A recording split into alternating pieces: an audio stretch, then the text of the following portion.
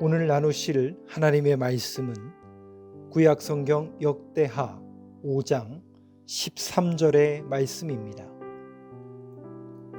나팔 부는 자와 노래하는 자들이 일제히 소리를 내어 여호와를 찬송하며 감사하는데 나팔 불고 재금치고 모든 악기를 울리며 소리를 높여 여호와를 찬송하여 이르되 선하시도다 그의 자비하심이 영원히 있도다 하매 그때에 여호와의 전에 구름이 가득한지라. 아멘. 오늘 말씀 가운데 여호와의 전에 구름이 가득하였다라는 것은 하나님께서 임재하신 것을 나타내 줍니다. 여기서 우리가 주목할 사실 한 가지가 있습니다. 그것은 하나님의 언약의 상징으로서 언약궤가 성전 안에 안치되었을 때 그 즉시로 하나님의 영광의 임재가 나타난 것이 아니었다는 것입니다.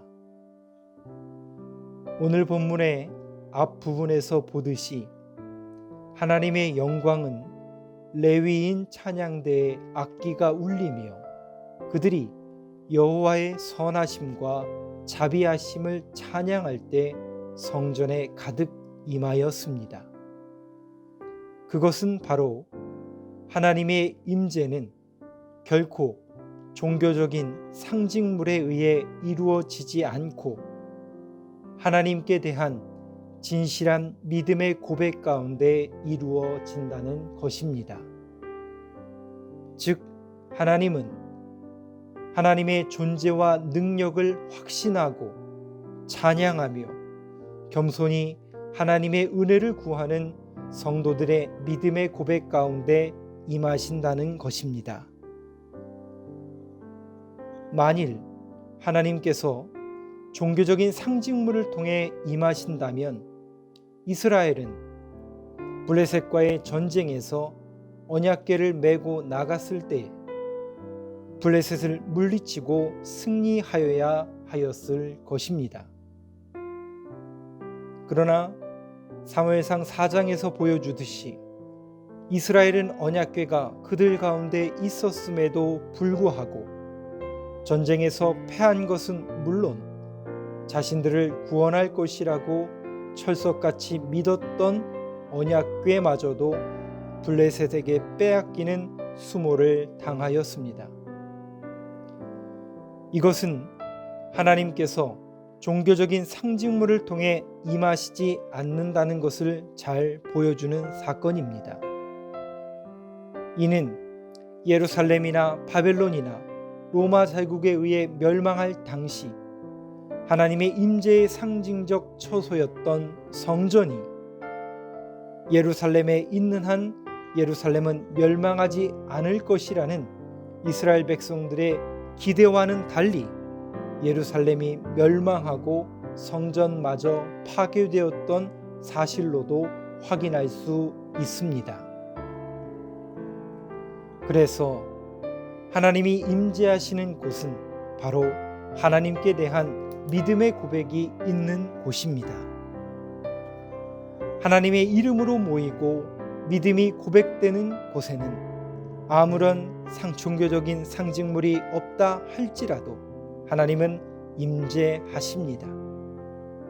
반대로 아무리 확고해 보이는 종교적인 상징물이 있다 할지라도 하나님께 대한 진실한 믿음의 고백이 없다면 하나님은 그곳에 임하시지 않습니다. 우리는 이 사실을 분명하게 알고 있어야 합니다. 그런데도 흔히들 우리는 종교적인 상징물들을 매우 중요시하는 경향이 있습니다. 그러한 종교적 상징물의 예로 교회 건물이나 십자가 등을 들 수 있습니다. 우리는 교회 건물을 크고 화려하게 짓기를 좋아하며 또 그러한 교회 건물에 하나님이 임재하신다고 생각합니다. 또 그런가 하면 십자가를 집에 걸어두거나 몸에 지니고 있으면 주님이 함께 하실 것이라고 생각하는 사람도 있습니다. 그러나 이것은 이스라엘 백성들이 언약궤나 성전에 대하여 가졌던 생각처럼 미신적인 생각입니다. 물론 교회 건물이나 십자가가 중요한 종교적 상징물인 것은 분명합니다. 하지만 하나님께서 그러한 종교적인 상징물을 통해 임재하실 것이라고 생각한다는 것은 비성경적인 생각입니다. 사랑하는 성도 여러분, 교회 건물도 십자가도 또 하나님의 말씀을 담은 성경책조차도 하나님께 대한 진실한 믿음의 고백이 없다면 그것은 아무런 의미도 없습니다. 오늘 말씀을 통하여 여러분들의 신앙생활에 있어서 하나님께 대한 진실한 믿음의 고백이 있는지 돌아보시기 바랍니다. 그리고 여러분 가운데 참된 믿음이 가득하고 하나님을 찬양하며 감사하는 고백이 넘쳐나게 하시기 바랍니다. 그리할 때 하나님은 여러분 가운데 임하셔서 여러분으로 하여금 놀라운 하나님의 일을 이루어 가실 것입니다. 기도하겠습니다.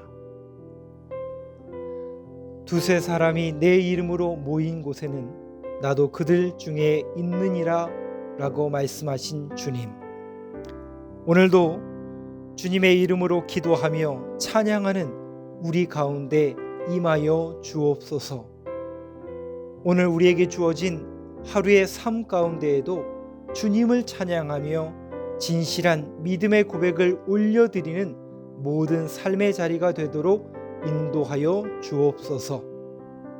언제나 우리의 감사 찬양의 근원 되어 주시는 우리 구주 예수님의 이름으로 기도합니다. 아멘.